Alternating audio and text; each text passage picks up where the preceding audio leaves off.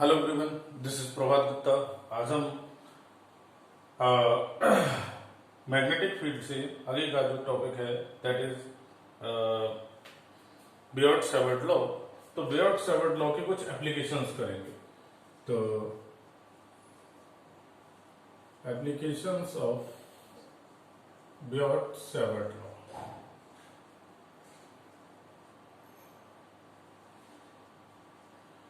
According to Biot-Savart law, dB is equals to mu naught over 4 pi I dl sin theta over r square।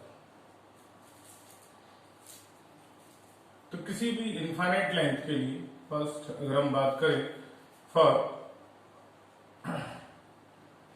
N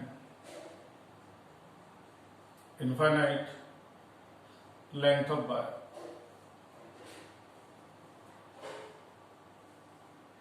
for an infinite length of wire एक अगर हम wire assume करें जिसके अंदर current flow कर रही है आई, हमें यहां पर एक करंट एलिमेंट वेक्टर लेना है डीएल जिसकी डायरेक्शन वही होती है जो कि हमारी करंट की होती है।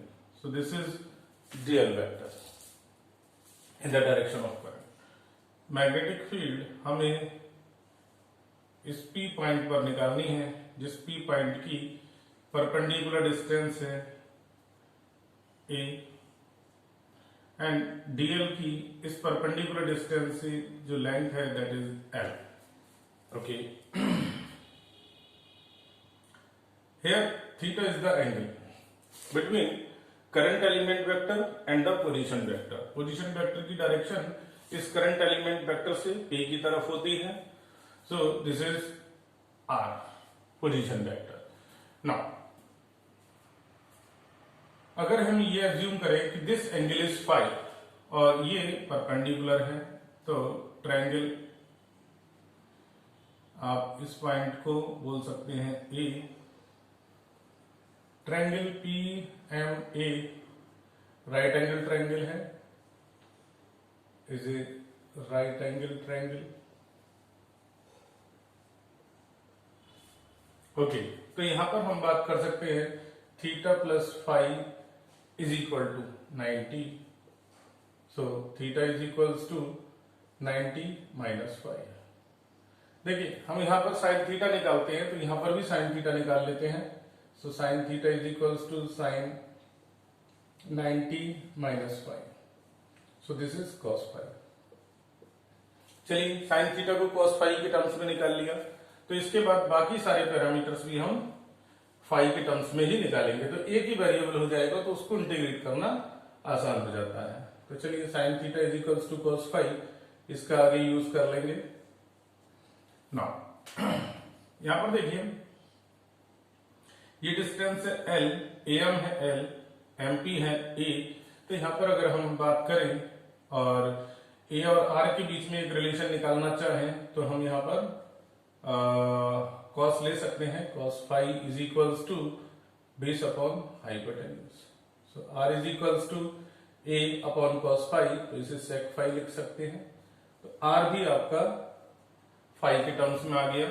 नाउ अब देखिए यहां पर हम एल और ए के बीच में भी एक रिलेशन निकाल सकते हैं। Tan phi is equals to perpendicular upon base L over A. तो L इज इक्वल्स टू हो गया A tan फाई, क्योंकि हमें यहां पर DL निकालना है। सो अगर हम इसे डिफरेंशिएट करें फाई के रेस्पेक्ट में तो ये हो जाएगा A sec square phi d phi. Okay, ये निकल आया। ठीक है, R आपके पास आ गया। ठीक, नाउ अब हम ये वैल्यूज इस फार्मूले में लगा सकते हैं। अगर हम ये वैल्यूज इस फार्मूले में लगाते हैं तो देखिए हमें क्या मिलता है। इसे हम चाहें तो अभी चलिए छोड़िए, म्यू नॉट ओवर 4 पाई। मैं ये कहना चाह रहा था कि इसे आप के लिखकर बार बार म्यू नॉट ओवर 4 पाई के एक्सप्रेशन को लिखने से बच सकते हैं। Current is I, dl is A sec square phi d phi sine theta cos phi upon R square A square sec square phi. Okay, देखिए क्या क्या चीजें कैंसिल हो रही है, सेक स्क्वायर फाइव से सेक स्क्वायर फाइव कैंसिल हो रहा है, ये से ये स्क्वायर कैंसिल हो जाएगा। So D B is equals to mu naught upon 4 पाई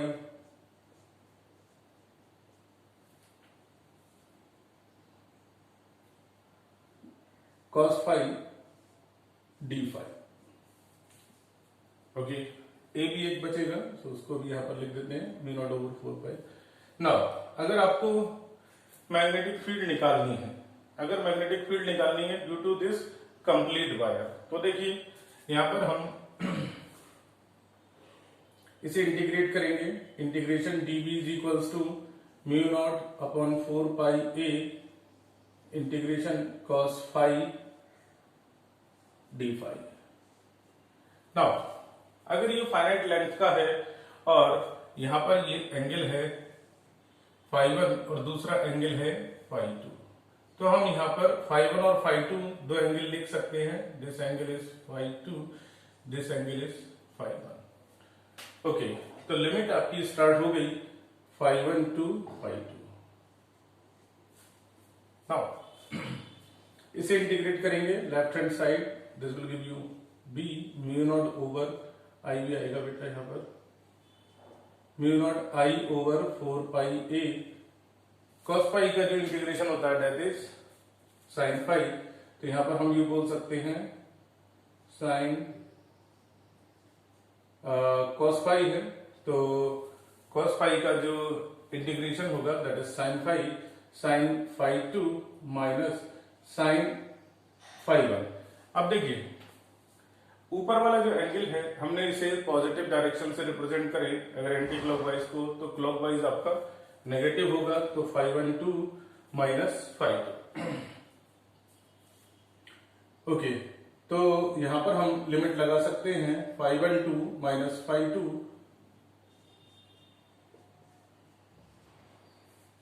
तो अगर हम ये लिमिट लगाते हैं sine phi 1 minus sine minus phi 2, और ये हमने एक स्क्वायर ब्रैकेट में लिख दिया, so this will be mu naught I over 4 pi A sine phi 1 plus sine phi 2। तो ये एक जनरल फार्मूला हो गया, ये आप किसी भी स्ट्रेट वायर के लिए निकाल सकते हैं। Finite length of straight wire,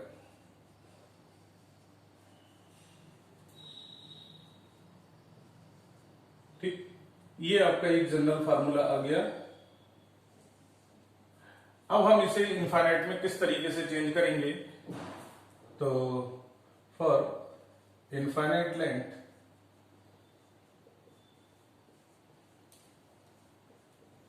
देखिए ये एंगल फाई 2 कितना बढ़ जाए कि ये इनफाइनाइट लेंथ कवर करे लोअर हाफ में, इसी तरह से फाई 1 कितना बढ़ जाए कि ये अपर हाफ में, अपर पोर्शन में कितना अपनी सेमी इनफाइनाइट लेंथ को कवर कर ले। तो देखिए बेटा ये फाई 1 इज इक्वल्स टू हो जाएगा 90 and phi 2 is equals to हो जाएगा 90, तो दोनों ही 90 होते जाएंगे, ये एंगल बढ़ता चला जाएगा और ये एंगल बढ़कर 90 हो जाएगा। तो हम कह सकते हैं कि ये पूरी लेंथ कवर कर लेगा। So B is equals to mu naught I over 4 pi A sine 90 plus sine 90, this is 1 plus 1 2 हो गया, 2 से इसे कट करेंगे तो B is equals to mu naught over 2 pi I upon A. This is the magnetic field due to an infinite length of wire. तो infinite length of wire की वजह से मैग्नेटिक फील्ड ये आ गई और फाइनाइट लेंथ की वजह से ये आ गई, ये फाइनाइट लेंथ के लिए, ठीक है। तो अब बात आ गई कि डायरेक्शन निकालते हैं। तो डायरेक्शन के लिए आप ध्यान रखिएगा, स्ट्रेट वायर के लिए ये थंब जो है करंट की डायरेक्शन को रिप्रेजेंट करेगा, और आप इस राइट हैंड की जो फिंगर्स हैं इनसे पी पॉइंट को पुश करिए, तो पी पॉइंट किधर जा रहा है, इनवर्ड। तो मैग्नेटिक फील्ड की जो डायरेक्शन होगी पी पॉइंट पर दैट विल बी इनवर्ड। तो क्रॉस साइन जो होता है वो इनवर्ड मैग्नेटिक फील्ड को दिखाता है। Invert to the plane of white board, है ना।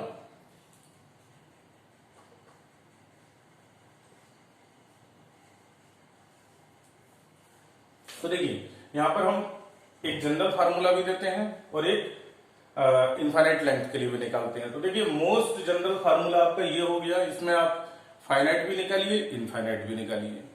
ओके, तो इसके बाद अगर हमारे पास कुछ केसेस इस तरह से भी आते हैं, ये तो हो गया इनफाइनाइट लेंथ ऑफ वायर के लिए। अगर हमें कहा जाए semi infinite length of wire, in that case हम क्या करेंगे, ये एंगल्स में ही थोड़ा सा चेंजेस करेंगे। तो देखिए क्या चेंजेस आ रहे हैं हमारे पास।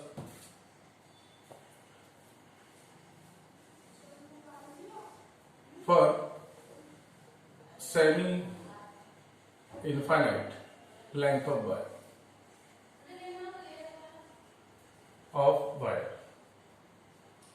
देखिए सेमी इनफाइनाइट का मतलब है वन एंड इज नोन। तो ये एंड नोन है, इसके बाद हमें पता नहीं कहां जाएगा ये एंड, तो ये इनफाइनाइट। तो ये हमें नोन है, this is point P, this is M, this is perpendicular distance P। तो B इज इक्वल्स टू, आप देखिए ये वाला एंगल कितना हो गया, ये वाला एंगल, जब ये एंगल बढ़ता रहेगा तो ये एंगल हो जाएगा 90। तो आप कह सकते हैं φ1 is equals to 90 and φ2 is equals to 0, क्योंकि इसको तो दूसरा वाला एंगल तो है ही नहीं आपके पास। तो चलिए ये वैल्यूज पुट कर देते हैं इस जनरल फार्मूले में। तो B is equals to mu naught over 4 pi A sine 90 plus sine 0। Sine 0 होता है तो इसकी वैल्यू 0 हो गई, ये बता है। So this is mu naught I over 4 pi A। This is the magnetic field due to the semi infinite length. तो सेमी इनफाइनाइट मतलब one end is known, other end is going to the infinite. तो ये बियोट-सैबार्ट law के applications हैं जिनके basis पर आप किसी भी इनफाइनाइट लेंथ, सेमी इनफाइनाइट और फाइनाइट लेंथ के लिए मैग्नेटिक फील्ड निकाल सकते हैं। इसके और भी एप्लीकेशंस बनते हैं कि अगर हम किसी भी सर्कुलर लूप में भी जिसमें कि करंट I फ्लो कर रही है, मैग्नेटिक फील्ड निकाल सकते हैं। तो इसके फार्मूले को हम इसके बाद वाले वीडियो में शो करेंगे। Thank you everyone.